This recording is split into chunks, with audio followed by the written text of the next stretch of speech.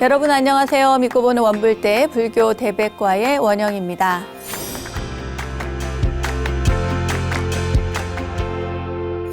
각박한 도시를 벗어나 사찰을 찾은 한 신도가 큰 스님께 여쭙니다. 스님, 좋은 법문 좀 해주십시오. 그러자 큰 스님께서 말씀하시죠. 좋은 법문이 따로 있냐? 소리 있는 소리만 들으려 하지 말고 소리 없는 소리도 들을 줄 알아야 한다. 가만히 있어봐라. 새들도 이야기하고 바람도 이야기하고 산도 꽃들도 이야기한다.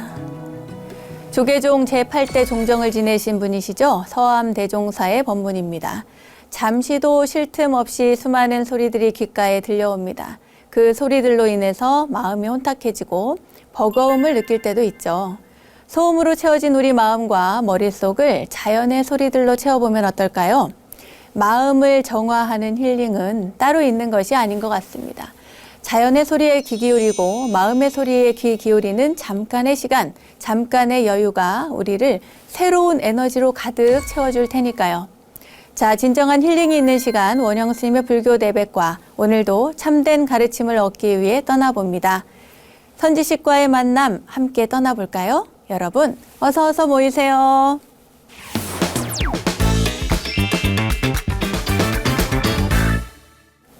원영 스님의 불교 대백과 첫 순서는 알고 보면 약이 되는 수많은 불교 이야기들과 불교 지식을 내 안에 원영 스님의 불교 대백과 지식인 시간입니다.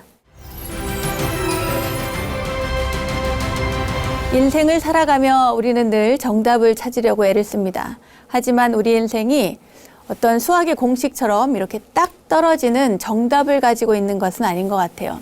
누군가 전해주는 말 한마디가 또 어떤 이에게는 뭔가의 머리를 탁 맞은 것 같은 큰 울림으로 다가갈 수도 있고 또 어떤 이에게는 알쏭달쏭 의문이 더해지기도 합니다. 어떻게 하면 행복할 수 있을까? 어떻게 사는 것이 참된 삶일까? 정답이 없는 인생임에도 우리는 끝없이 해답을 찾으려고 애쓰는 것 같습니다. 나에게 꼭 맞는 그런 정답을 찾으려 멀리 길을 돌아갈 때도 있고요. 여러분도 인생의 정답을, 인생의 지름길을 찾고 계신 건 아닌가요? 그렇다면 우리 선지식들의 이야기에 이 귀를 좀 기울여 보면 좋겠습니다. 오늘도 일생을 통해서 전해주는 큰 스님들의 가르침에 귀 기울여 보는 시간 함께 하겠습니다. 오늘은 법정 스님의 무소유 사상에 아주 큰 영향을 끼친 분이시죠. 청담 큰 스님의 이야기 만나보겠습니다.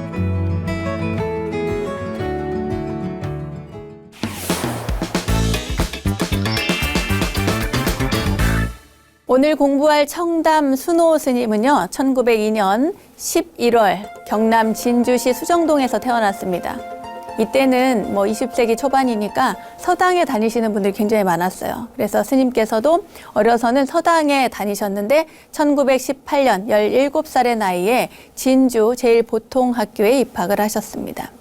1919년 그때는 3.1 만세운동도 전국에서 일어나고 그랬죠. 진주 지역 만세운동에 적극 가담해서 학생 시위대의 선두에 섰습니다. 이로 인해서 일본 경찰에 체포되어서 옥고를 치르다가 일주일 만에 방면되기도 하셨습니다. 1921년 진주 제일보통학교를 졸업을 하고 그리고 그해 3월에 결혼을 하셨어요. 진주 공립농업학교 시절에 남강 인근 진주 호국사라는 절이 있는데 그 절에 갔다가 선화권의 대강백이신 서응 스님의 법문을 듣고 발심을 하게 됩니다. 아, 이런 법문이 있구나 이렇게 생각을 하신 거예요. 금강산 마하연에 포명 스님을 만나 뵙고 스님의 지도하에 불교에 귀의를 하셨습니다. 그러니까 불교 신자가 된 거지 이때 출가하신 건 아니에요. 이미 결혼도 하셨고. 그런데 1922년에 해인사에 들러서 그때는 이제 출가를 하려고 했는데 결혼을 했다는 이유로 거절을 당합니다. 이후에 용성 스님에게 출가하려고 백양사 운무남을 방문을 했는데 마침 큰 스님께서 출타 중이어서 뜻을 이루지 못하고 돌아가게 되었습니다.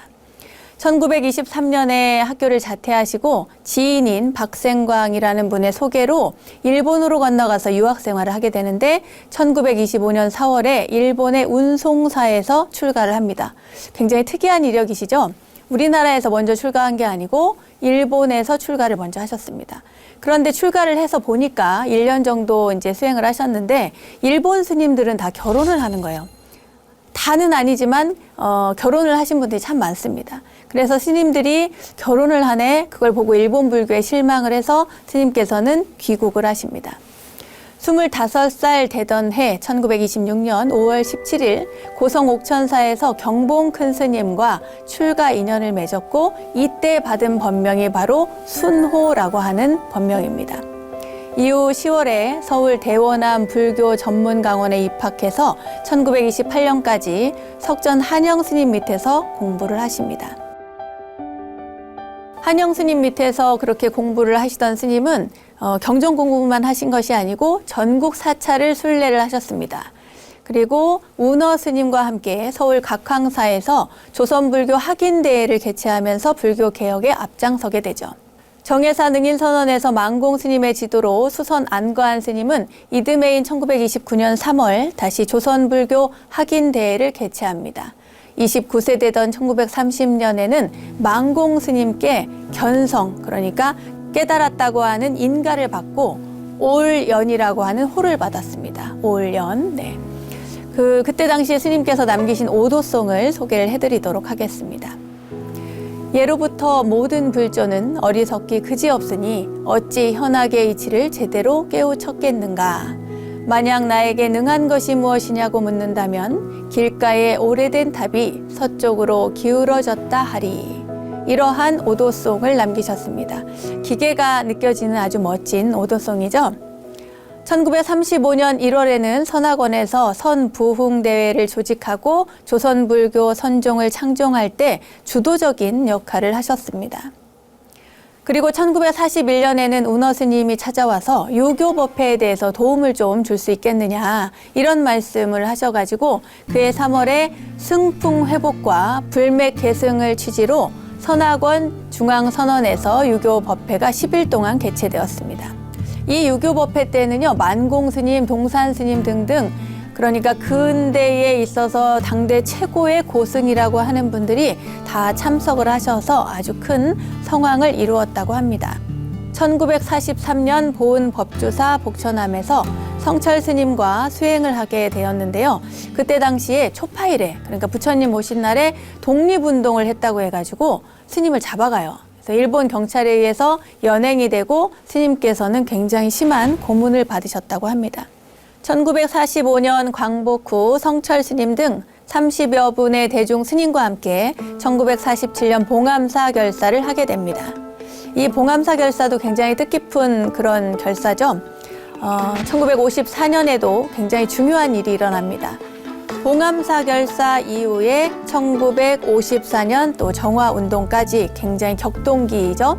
선학원의 불교 교단 정화 추진위원회가 설치되고 전국 비구승 대표자 회의가 개최가 되는데 효봉 스님의 요청으로 정화운동에 합류하게 된 청담 스님은 8월 열린 1차 전국 비구승 대표자 회의에서 선서문을 작성하고 교단 정화 개혁의 당위성을 역설합니다.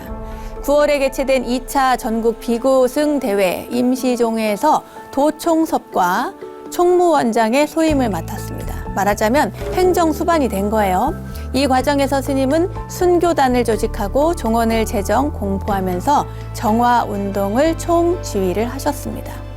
이때 스님께서는 대처승 정화와 정통불교를 앞장서는 승려가 결혼한 스님을 은사로 하는 것은 안 된다고 하면서 한영 스님을 법은사로 모시기로 하고 청담이라고 하는 법호를 이때 처음으로 사용을 하셨습니다.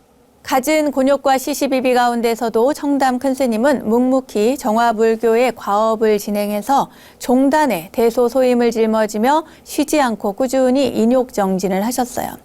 1955년 8월 조계종 초대 총무원장에 선출되었고 다음해 사임을 한 이후에 조계종 중앙종의 의장을 역임하셨습니다. 청담 큰 스님은 대중교화와 불교 홍법에도 전심 진력을 하셨는데요. 1956년 11월에는 네팔에서 열린 제4차 세계 불교도 대회에 한국 대표로 참가를 하셨고 이듬해 12월에는 해인사 주지 소임을 맡으셨습니다. 1958년 11월에는 태국에서 열린 제5차 세계 불교도 대회에 한국 대표로 참석을 하셨고요. 1960년에는 조계종 기관지죠. 지금 우리가 보는 불교신문, 그때 당시에는 대한불교라는 이름으로 나왔는데 그 불교신문을 창간하셨습니다. 1961년 11월에는 서울 도선사의 주지 소임을 맡기도 하셨습니다. 그리고 1970년 7월 대한불교조계종 총무원장에 재임을 하게 된 스님은 광복절에 국민훈장 무궁화장을 수상을 하셨습니다. 스님의 일생을 살펴보면요, 정말 쉼없이 불법을 펼쳤고 잠시도 방일하지 않았어요. 게으르지 않으셨습니다. 1971년 11월 15일 스님은 그야말로 치열했던 그런 삶을 내려놓으시게 되는데 당시 세수 70세 그리고 법납 45세에 호련히 열반에 드셨습니다. 스님께서 걸어가신 길은 중생 교화를 위한 인욕과 쉼없는 보살행 실천의 연속이었다고 할 수 있습니다. 정말 혹독할 만큼 엄격하게 수행 정진에 임하셨고요. 이것을 바탕으로 개인과 사회의 번뇌를 타파하기에 쓰셨죠. 수행의 길이 녹록지 않음에도 다시 태어나도 이 길을 걷겠다. 이게 수행자가 쉽지 않습니다, 여러분. 다시 태어나도 나는 이렇게 수행자로 출가자로 살겠다 이렇게 말하기가 쉽지 않은데 큰 스님께서는 그 말씀을 평소에 늘 하셨습니다. 이러한 평소의 지론과 용맹 정진의 자세는 젊은 수자가 나아갈 길을 모색하는 데 있어서 굉장히 중요한 지침이 되고 있습니다.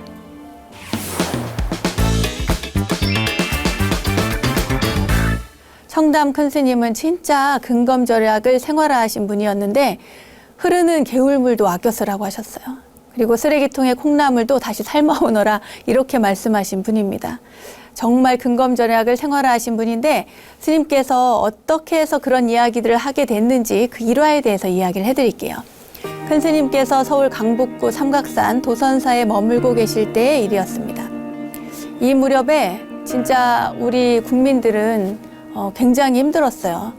초근목과 위기장이라고 하죠. 말하자면 풀과 나무 뿌리 이런 걸로 해서 그 껍질 같은 거 벗겨가지고 먹고 이렇게 해서 겨우겨우 연명하던 그런 시절이었거든요. 나라 사람들도 다 그런데 국민들도 그런데 스님들이라고 별 수 있겠습니까? 스님들도 너무 힘들었죠. 궁핍하기 짝이 없었습니다.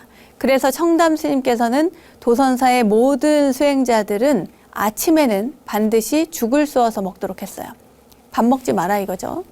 그리고 거기에는 또 조건도 있었습니다. 뭐냐면 자고로 예 스님들은 아침에 죽을 쑤되 그 죽에는 하늘이 보여야 하고 방 안에서 들여다보면 그 죽에 천정이 그대로 다 들여다 보일 정도가 돼야 된다. 무슨 말이냐면 그야말로 멀겋게 맑게 쓰라는 거예요.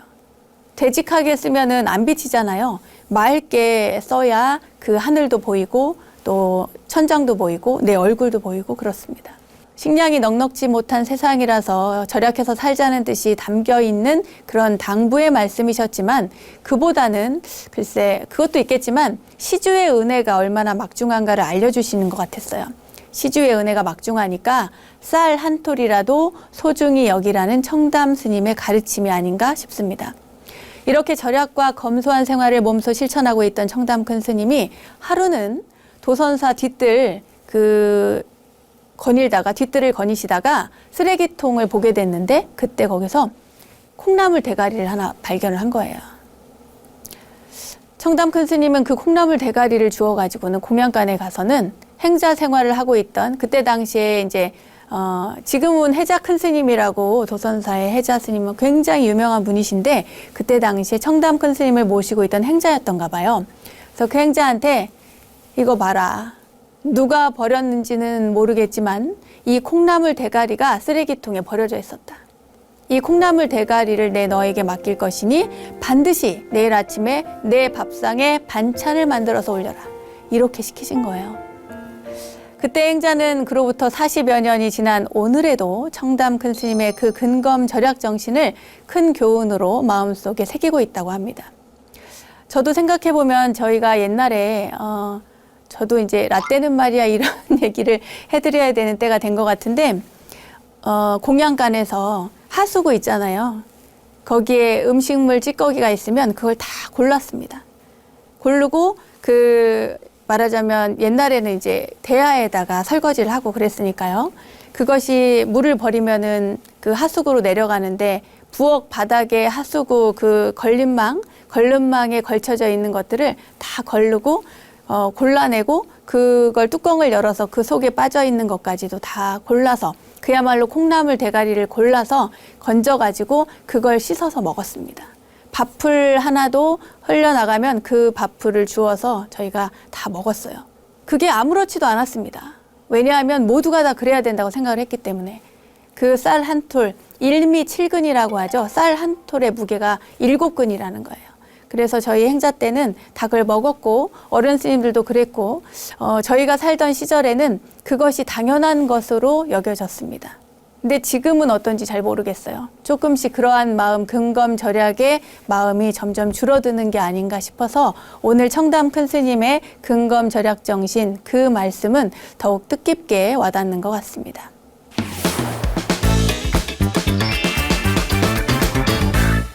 다음 이야기 해드릴게요. 1960년대 도선사 바로 아래 계곡에서 있었던 일입니다. 지금도 뭐 산에 가면 굉장히 물이 맑죠, 계곡에는. 1960년대 도선사 바로 아래 계곡에는요, 방금 손으로 이렇게 퍼마셔도 될, 이렇게 떠가지고 마셔도 될 그런 섬섬 옥수 같은 맑은 개울물이 사시사철 흘러내리고 있었습니다. 그래서 도선사 스님들은 누구나 다 이 개울가로 내려가서 뭐 씻기도 하고요. 또 야채도 씻고 빨래도 하고 그랬습니다. 근데 그러던 어느 날 젊은 스님이 도선사 아래 개울가에 내려가서 시원한 개울물로 머리를 씻고 있었어요. 머리를 감지 않고 씻었습니다. 머리카락 없으니까. 그런데 비누까지 써가지고 신나게 씻고 있는데 이 모습을 청담 큰 스님이 내려다보고는 큰 소리를 지르신 거예요. 벽력같이 소리를 질렀습니다. 야, 이 녀석아! 하면 소리를 지르신 거예요. 너 왜 그렇게 물을 함부로 쓰는 거야? 하면서 소리를 지르신 거예요. 그럼 머리를 씻고 있던 이 스님이 보니까 큰 스님께서 막 야단을 치고 계시는 거예요. 근데 자기는 억울하죠. 왜냐하면은 물이 막 흘러내려가고 있는데 요새같이 수돗물도 아니고 수도세 내야 되는 것도 아니고 개울물 흘러가는데 여기에 좀 씻었다고 야단을 치시니까 그래서 대꾸를 합니다. 뭐라고 하냐면 스님 이거는 그냥 흘러가는 개울물인데요. 이렇게 이야기를 한 거예요. 그러니까 스님께서는 흘러가는 개울물이라도 아껴 쓸 줄 알아야지. 흘러가는 개울물이라고 해서 어떻게 그렇게 함부로 쓰고 비누질을 마구 해도 괜찮다더냐? 하면서 막 그래요. 아이 참 스님도 이 개울물은 저기 저 산에서부터 한없이 흘러내려오지 않습니까? 이렇게 얘기를 하는 거예요. 저도 뭐 이렇게 야단 맞으면 그렇게 대답했을 것 같습니다. 그런데 큰 스님께서 에이끼 녀석아, 아무리 산에서 흘러내려오더라도 그렇지 저 아래 계곡에서 이 물로 마을 사람들이 채소도 씻고 과일도 씻고 밥도 하고 국도 끓이는데 너는 그걸 못 봤단 말이냐? 이렇게 이야기를 하시는 거예요. 그야 그렇죠, 그죠? 여러분 그 젊은 스님의 입장에서는 왠지 너무하신 것 같지만 큰 스님의 말씀을 들으니까 그도 그렇네요. 이제 이렇게 되죠. 큰 스님께서 혀를 끌끌 차시면서 어째서 너희들은 내 눈에 보이는 것만 안단 말이냐. 정신 차리거라 이 녀석아. 심청정 국토 청정이야. 이렇게 말씀하셨어요. 심청정, 마음이 청정해야 국토 청정, 국토가 청정하다는 거예요. 자연보호라는 말이 단 한 번도 나온 일이 없었던 1960년대에 청담 큰 스님은 이미 자연보호의 중요성을 꿰뚫어 보시고 흘러가는 개울물마저도 아껴 써야 한다고 가르침을 주셨습니다. 자연을 아끼고 사랑하는 일에 있어서도 청담 큰 스님은 글쎄요, 이 세대를 앞서간 분이 아닌가 싶습니다. 저도 예전에 그런 경험을 한 적이 있는데 이 물을 굉장히 아끼는 친구를 만난 적이 있어요. 저기 티베트 라사에서 온 친구였는데 라사의 여학생이었는데요. 제가 집에 초대를 해가지고 같이 공양을 한 적이 있습니다. 그러고 나서는 이 친구가 자기가 설거지를 하겠다 이래가지고 봤는데 바가지, 조그마한 바가지에다가 물을 반쯤 해가지고는 그 물로 설거지를 하고 또 이제 버리고는 다시 또 얕은 물을 해가지고 거기에다 씻어서 그래서 깨끗이 닦아 놓는 거예요. 그래서 제가 그랬어요. 물이 너무 작은 것 같으니 수돗물을 틀고 해라. 그랬더니 이거면 충분하다는 거예요. 제가 보기엔 안 충분한데 충분하다는 거예요. 그래서 왜 그렇게, 왜 물 잘 나와? 이렇게 얘기를 하니까 그 친구가 하는 얘기가 아니라고. 이 정도면 충분하다고. 내 고향 라사에는 물이 부족하다고. 그리고 이 지구상에는 물이 부족한 곳이 너무 많다고 하는 거예요. 제가 그 얘기를 듣는데 너무 부끄럽더라고요. 여러분, 여러분 설거지할 때 물 막 틀어놓고 헹구시잖아요. 그죠? 설거지할 때 그냥 막 물 쏟아내면서 설거지하고, 샤워할 때 비누칠할 때도 물 꺼놓고 비누칠 해야 되는데 물 막 틀어놓은 채로 비누칠을 한다거나 이런 일이 있습니다. 저는 그 친구를 만난 이후에 제 생활 습관이 그래서 바뀌었어요. 그거 하나만은 고치자. 괜히 물을 틀어놓고 비누칠 하지 말자. 그리고 물 꺼놓고 그 설거지 씻을 때 그때 비누칠 하는 것. 이런 것만으로도 우리는 조금씩 이 지구를 보호하는 일에 함께 동참하고 있다는 사실 여러분 기억을 하셨으면 좋겠습니다.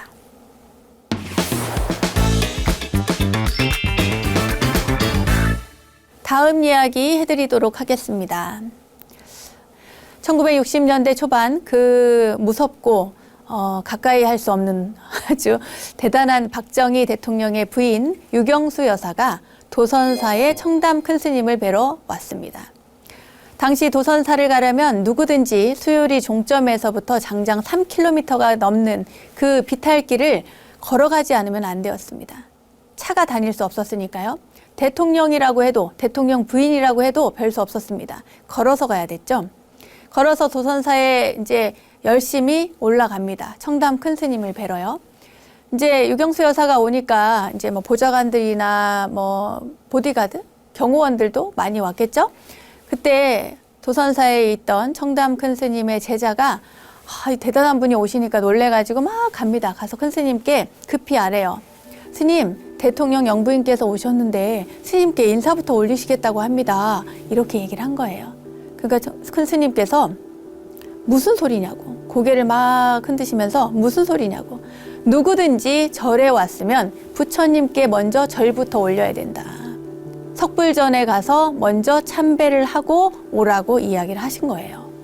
그렇게 부처님께 먼저 인사부터 올리게 했습니다. 이게 여러분 굉장히 쉬운 것 같지만 저희도 누가 오면은 부처님께 인사 올리세요. 법당은 참배하셨습니까? 이렇게 이야기는 하지만 사실 군사정권 시절에 대통령 영부인이 왔는데 저희 가서 법당에 가서 참배부터 하고 오라고 말하는 것이 쉽지 않았을 것 같다는 그런 추측을 할 수 있습니다. 그렇게 부처님께 인사부터 올리게 하고 그때 이제 그 유경수 여사는 부처님께 올리고 스님을 뵙고 도선사에 며칠 머물게 됐는데 그때의 대덕화라고 하는 법명을 받게 됩니다. 그리고는 석불전에 지극정성으로 불공을 올렸다고 합니다. 청담 큰 스님은 이때 대덕화 보살, 그러니까 유경수 여사에게 부탁을 했대요.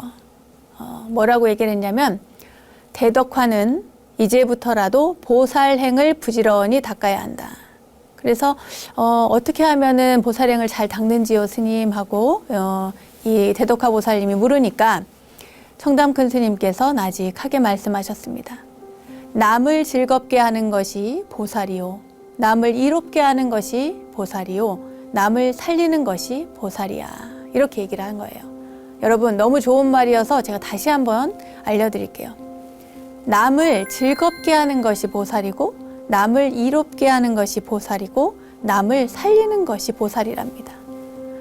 그냥 한번 웃어주는 것만으로도, 기분 좋게 웃어주는 것만으로도 여러분 보시하는 거예요.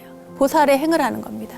남을 이롭게 하는 것, 남을 살리는 것, 뭐 적극적으로 남을 살리는 것까지 못할지라도 우리가 미소 한번 짓는 것, 그리고 짜증 안 내는 것, 이것만으로도 우린 보살행을 충분히 한다는 거예요. 큰 스님께서 아마 이롭게 하라, 남을 살려야 된다 이런 말씀은 군사 정권이기 때문에 더 강조해서 말씀하신 것이 아닌가 싶습니다. 그러니까 대덕화 보살님이 그러면 오로지 남을 위해서만 살아라 그런 말씀이십니까? 이렇게 물어요. 그러니까 큰 스님께서 남을 위해 살면 보살이요, 자기 자신을 위해 살면 중생인계야. 명언 아닙니까 여러분? 받아 적으세요. 어디에 마음에. 남을 위해 살면 보살이고 자기 자신을 위해 살면 중생입니다. 저도 이 문장을 보고 심쿵했습니다. 그야말로 뭔가 가슴에 탁 치는 그런 느낌이 들었어요. 남을 위해 살면 보살이고 자신을 위해 살면 중생이다. 우리는 중생으로 살 것인가 보살로 살 것인가 선택할 수가 있습니다.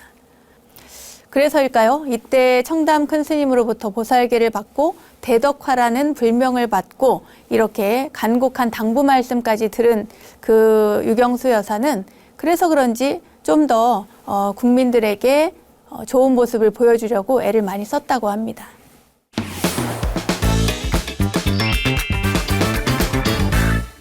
이렇게 청담 큰 스님에 관해서는요, 일화가 굉장히 많습니다, 사실은. 그 가운데 제가 몇 개만 발췌해서 얘기를 해드렸는데, 큰 스님께서 하신 인터뷰 중에 또 인상적인 것도 있었어요. 1969년 그때 암스트롱이 달에 갔잖아요. 달 착륙에 성공을 했는데 그때 한 기자가 와서 큰 스님과 인터뷰를 했습니다.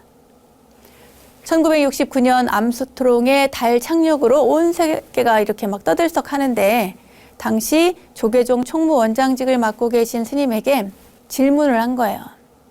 스님, 암스트롱이 달 착륙을 했습니다. 스님, 그러니까 한 말씀 부탁드립니다. 한 거예요.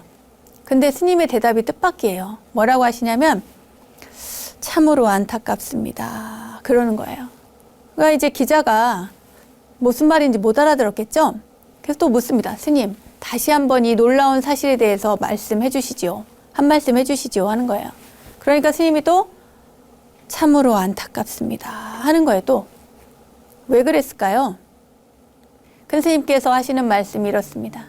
인간이 달나라까지 갔다는 것은 그렇게 놀라워하면서도 자기 마음을 모른다는 사실에 대해서는 조금도 놀라워하지 않는다는 사실이 너무도 안타깝습니다. 이런 말씀을 하셨어요. 그런가요, 여러분? 저도 한 번도 놀라워한 적이 없습니다만 내가 내 마음을 모른다는 사실에 대해서 놀라워하지 않는다는 게 안타깝다는 이 청담 큰 스님, 이 세상의 모든 것들이 그 마음에서 만들어진다는 이야기를 불교에선 참 많이 하죠. 이 세상 만물을 창조하는 것은 조물조가 아닙니다. 창조신이 아니고 오로지 내 마음이 만드는 것이란 이야기를 불교에서는 많이 합니다. 그리고 어떤 것도 영원한 것이 없고 어떤 것도 변하지 않는 것이 없고 어떤 것도 실체가 없다. 이 세상의 모든 것들은 다 때에 따라서 변화했다가 또 멈추었다가 변화했다가 이러한 세상을 우리가 살아가는데 그 살아가는 와중에 그 모든 것들을 좋게도 싫게도 극락도 지옥도 만드는 그 모든 것이 바로 마음에 있는데 이 마음을 모른다는 사실을 놀라워하지 않는다는 게 안타깝다는 거예요. 큰 스님의 말씀을 깊이 새기시면 좋겠습니다. 불교 지식을 내 안에 원불대 지식인 시간. 오늘은 근현대 고승들의 이야기 큰 스님의 향기라는 주제로 청담 큰 스님의 이야기를 전해드렸습니다. 근현대 한국사는 물론 한국의 불교사를 이끈 선지식 청담 큰 스님은 일생을 통해서 상구보리 그리고 하와 중생의 실천을 몸소 보여주신 큰 스님이었습니다. 큰 스님의 결연한 그 삶이 우리에게도 큰 감동으로 다가오는 것 같습니다. 인욕바라밀의 본보기를 보여주신 큰 스님의 가르침 우리도 깊이 새겨보면 좋겠습니다. 자, 불교 지식을 내 안에 원불대 지식인 오늘은 여기까지 하겠습니다.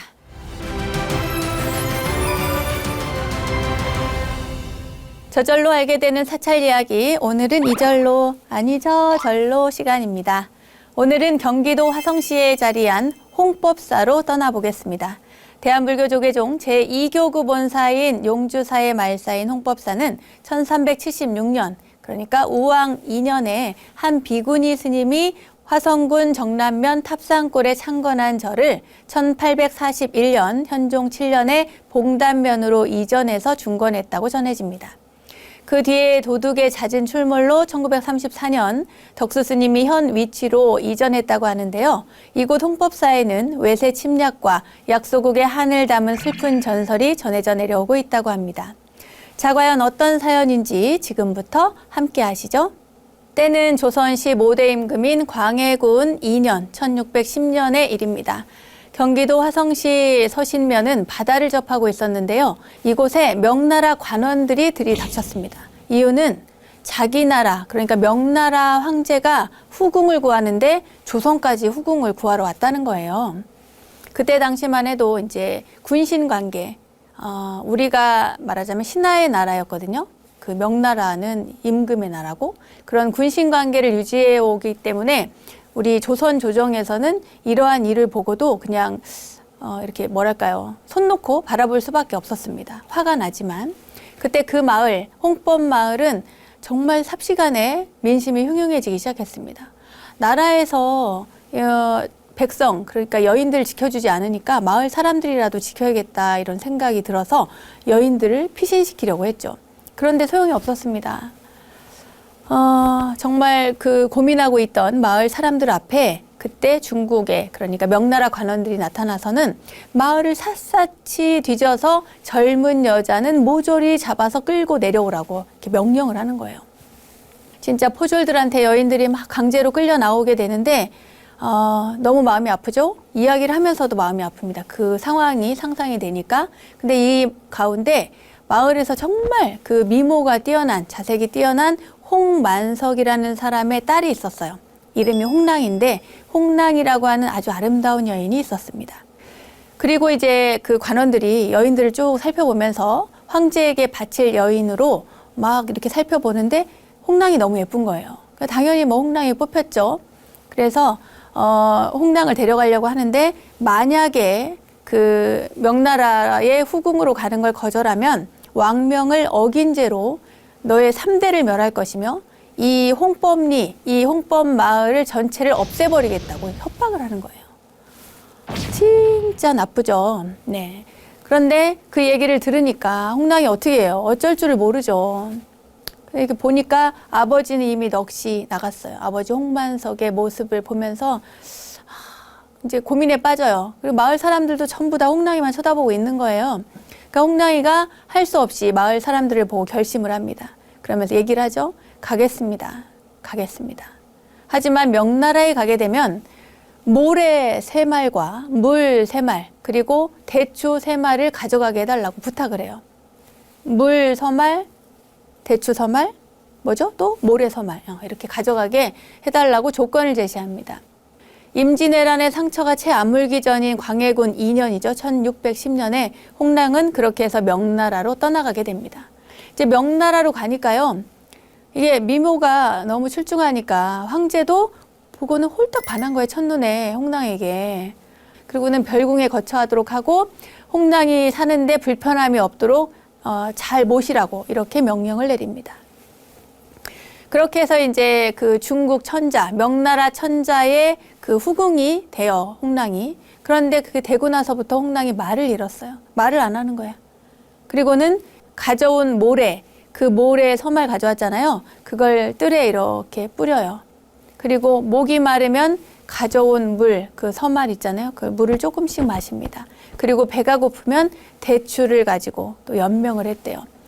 그러니까 모래나 물이나 대추가 다 자기가 쓰려고 가지고 온 거예요. 그렇게 연명을 하려고.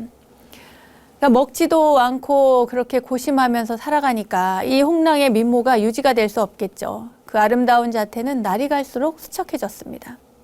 고향과 부모를 그리면서 연부를 하면서 세월을 보내던 어느 날 아랫사람이 와서 이야기를 하는 거예요. 아씨, 오늘은 제발 좀 저녁을 드십시오. 조금이라도 드십시오 하니까 안 먹는다는 거예요. 나는 명나라 후궁이 되긴 했지만 오늘까지 명나라 음식은커녕 물 한 모금도 먹지 않았다. 또한 명나라에는 흙도 내가 밟지 않았다. 이렇게 얘기를 하는 거예요. 그러니까 이 아랫사람이 내일이면은 물도 떨어지고 대추도 다 떨어집니다. 이제 무얼 잡수시겠습니까? 하니까 내일이면 내 생명도 다할 것이다. 하지만 내가 죽어도 보살이 되어서 이 명나라 천자, 그러니까 황제죠? 황제를 회개시킬 것이다. 참여하게 할 거라는 거예요. 뭔가 마음에 이제 맺힌 게 가득하니까 그 한을 풀게 하겠다는 거죠. 그리고 나서 정말 그 다음날 홍랑은 세상을 떠나게 됩니다. 홍랑이 죽은 지 사흘째가 되던 날이었어요. 이 중국 천자는 우연히 병을 얻게 되는데 병세가 날로 악화돼서 혼수 상태에 빠지게 됩니다. 그러니까 홍랑이 죽은 지 3일 만에 갑자기 병이 든 거예요. 그러던 날 어느 날 밤에 비몽사몽간에 호련히 어디선가 여인의 목소리를 들어요.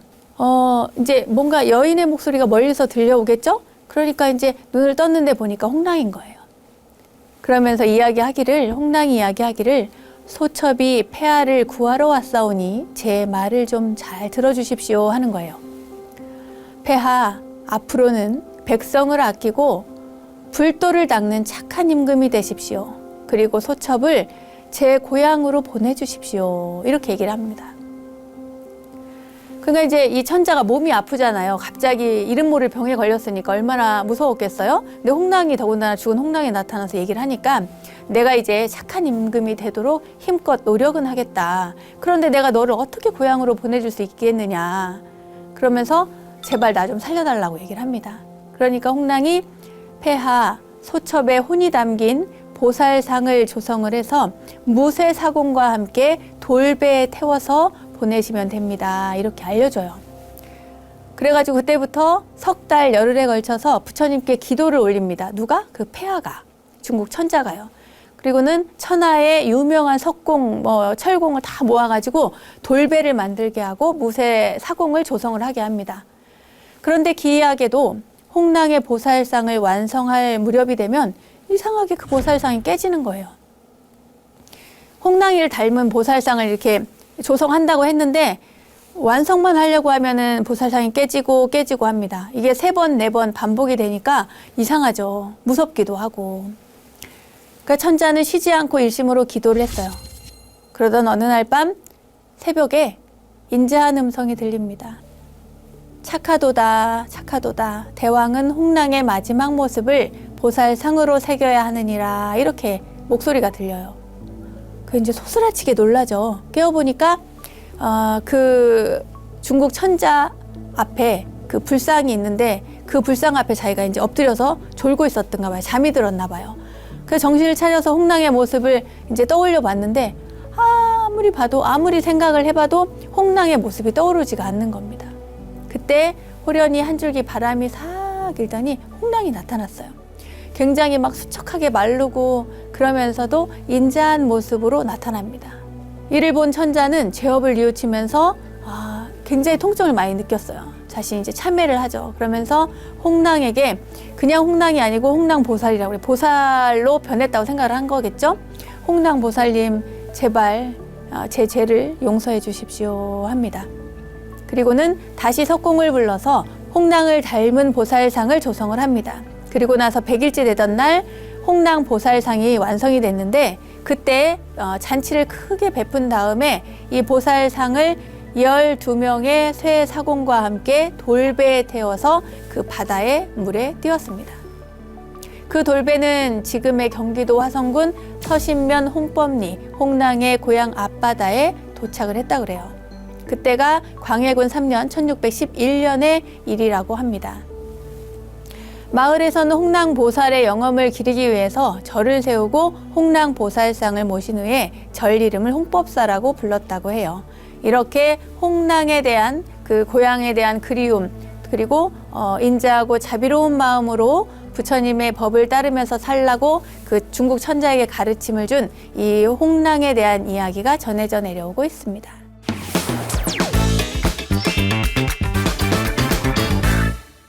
원영스님의 불교 대백과 오늘도 즐거운 시간 되셨나요? 세상의 모든 불교 이야기를 모아서 전해드리고 있는 원영스님의 불교 대백과 오늘은 근현대 고승들의 이야기 큰 스님의 향기라는 주제로 청담 큰 스님의 이야기를 전해드렸고요. 경기도 화성에 자리한 홍법사에 얽힌 전설까지 전해드렸습니다. 알매지혜가 가득한 시간 원불대에 오늘은 여기까지입니다. 다음 원불대 이야기들도 기대해 주시고요. 저는 여기서 인사드릴게요. 믿음직한 원불대, 믿고 보는 원불대, 다음 시간도 잊지 마세요. 감사합니다.